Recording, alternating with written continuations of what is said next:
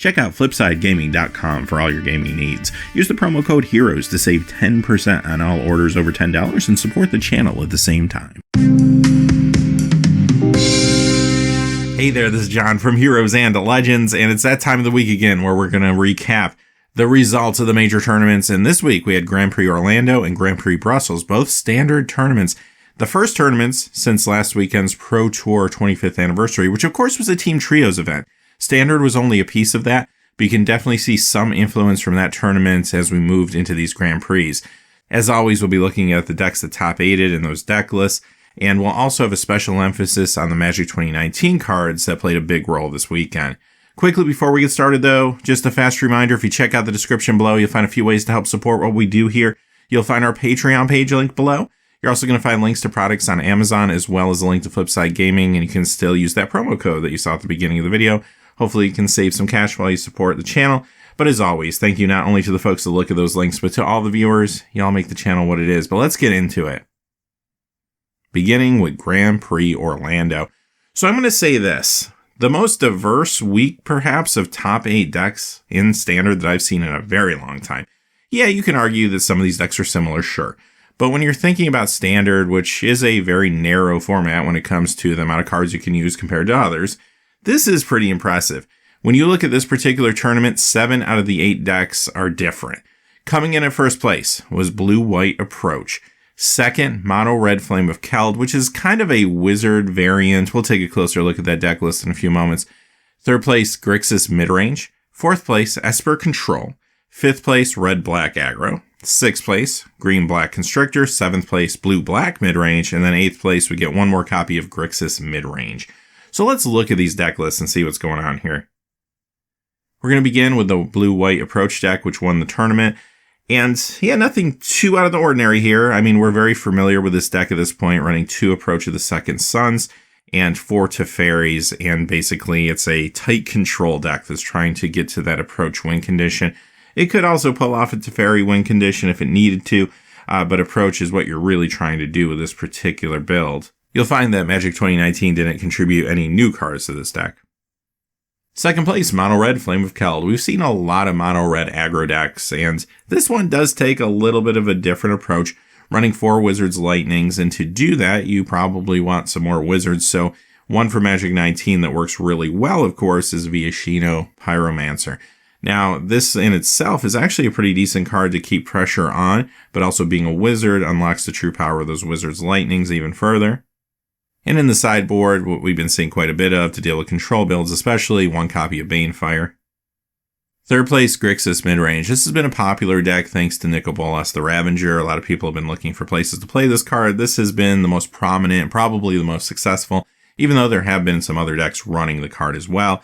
But we're kind of familiar now with this deck build. Again, you're going to find 3 copies this time of Nicol Bolas the Ravager in here.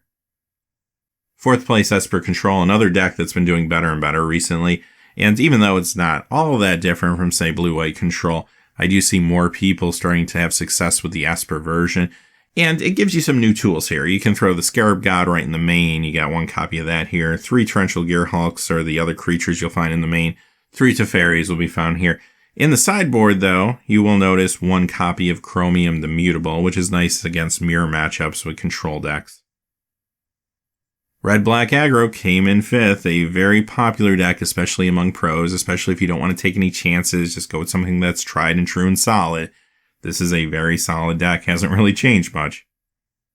6th place, Green-Black Constrictor. We haven't seen a whole lot of this deck recently putting up big results, but it's still a very solid deck. And it did get some help from Magic 2019. You're going to find a Vivian Reed in the main and a couple copies of Thorin Lieutenant. That's been a great card for not just this deck, but also like Green Stompy.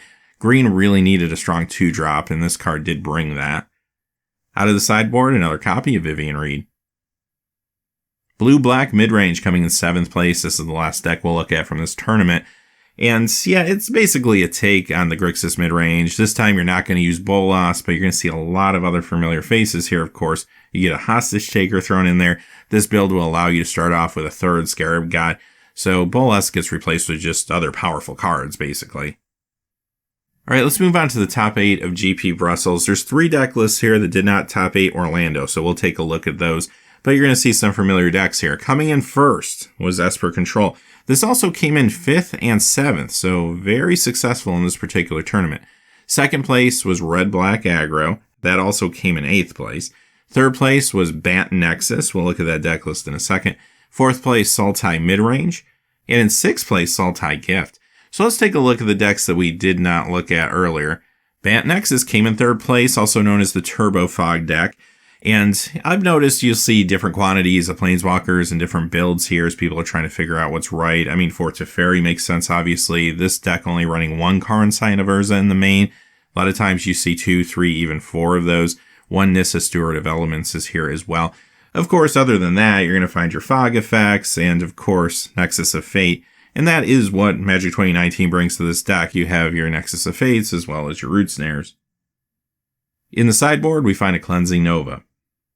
4th place was Sultai Midrange, bringing green into this midrange build now. And for good reason, there's a lot of great cards you can use. I mean, you're not giving up the Scarab God. There's still 4 copies of that in here. But you're also now getting access to things like Llanowar Elves, Jadelight Ranger. You actually go up to 4 Hostage Takers in this particular build. So this is interesting to me. I kind of like this take on midrange. I want to try it out. It feels like it could be potentially a little bit faster at times. As far as Magic 2019 contributions, you're going to find a Vivian Reed in the sideboard.